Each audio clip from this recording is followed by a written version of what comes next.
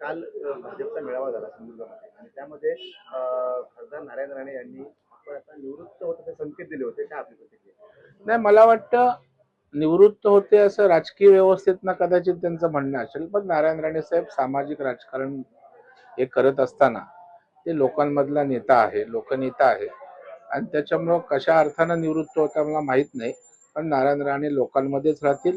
लोकांची ती ऊर्जा आणि लोक त्यांची ऊर्जा आहे. नगरपालिका निवडणुकीनंतर नारायण राणे हे निवडणुकीच्या सर्व प्रक्रियेपासून दूर होते. यानंतर नारायण राणेंनी एक असा आरोप केलाय कालच्या भाषणामध्ये की आपल्याला संपवण्याचा जो काही प्रकार होतोय त्याच्याकडे तुम्ही गांभीर्याने लक्ष देऊ नका, कार्यकर्त्यांना उद्देशून म्हणाले. रवींद्र चव्हाण यांच्याकडे त्यांचा रोख होता, कसं बघता? नाही, असं ते त्यांचा रोख रवींद्र चव्हाणांकडे असायचं काही कारण नाही. कारण राणेसाहेब पक्षाचे नेते आहेत, खासदार आहेत आणि रवींद्र चव्हाण आमचे प्रदेशाध्यक्ष आहेत. म्हणून पक्षाचा कार्यकर्ता, पक्षाचा नेता प्रदेशाध्यक्षांच्या विषयी असा रोख ठेवू शकत नाही. त्याचा अर्थ अशा प्रकारे लावणं चुकीचं आहे असं माझं स्पष्ट मत आहे.